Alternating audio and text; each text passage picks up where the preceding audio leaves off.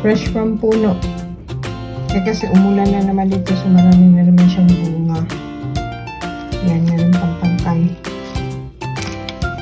At bilagro pa, wala tanaw na ang kapit bahay. Mag-marinate ka. Mag-marinate kasi ako ng bangus ito. Nagpigala ko ng kalamansi, nilagyan ko ng tuyo. Kasalukuyan ako nagababa dito ng aking bangus na pipituloy kasi pagay ko ng stick na bangus. Yan. Nag-request kasi si Badang. Kahapon may nabili akong bangus, kaya ngayon natin nilutuin. Yan siya. Meron to siyang kalamansi, maraming kalamansi. Itong aking pinagbabaran, yung aking marination, tapos nilagyan ko siya ng patis, tuyo, tsaka durog na paminta, kaya ito yan siya sa gilid-gilid. Tapos ibabad ko lang ng mga 30 minutes, mamaya lulutuin natin. Tapos isa-isa ko lang kaya yung aking lalagyan is isang plato, so hindi siya makasya. Isa-isa ko lang.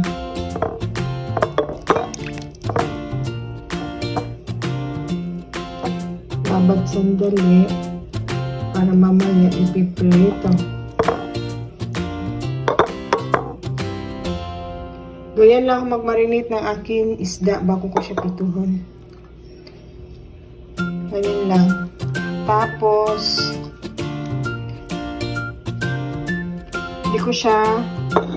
hindi ko ito itatapon kasi gagamitin natin ito after ito na magprito. Gagawin natin siya ng sauce para lagyan natin ng konting sibuyas. Ay, hindi konti, maraming sibuyas para mas masarap.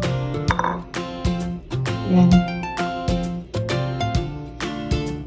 Fresh pa kaya akong kalamansi, di ba? Hindi na ako bumibili sa palengke kaya meron naman ako dito. May puno kasi akong dalawa. So, yan. 30 minutes muna natin ibabad.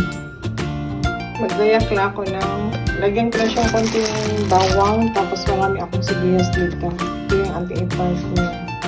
So, konti na lang at magpipito na ako. Lagay ko muna to ulit yung aking marination para mababad siya dito. Pero mamaya, isali natin yung sauce niya sa pangluto. This time, nag-start na ko mag-prito.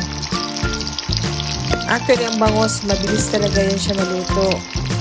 Matilansik, grabe katilansik. Kaya ang ginagawa ko bago ko siya iprito, lagyan ko muna ng konting harina para pag prito hindi na siya ganun katalansik. Actually, dito ako sa labas nagpiprito dahil matilansik nga at saka nangangamoy sa loob ng bahay.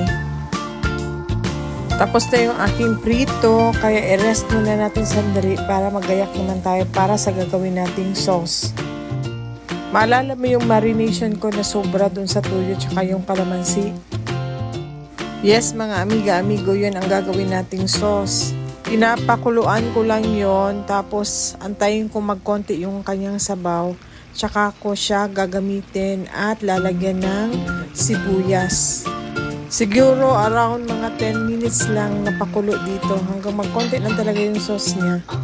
Tsaka ko ihuhulog yung aking pinirito na isda. At pakukuluin sandali at lalagyan na natin ng maraming sibuyas.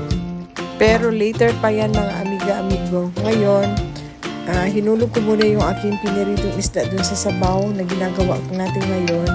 At hayaan na natin siya na mag-absorb yung kanyang sauce. Siguro mga 5 minutes lang ko ginawa yan.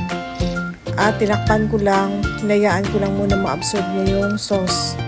After nito, pwede na natin siyang lagyan ng sibuyas at tsadang! Tapos na!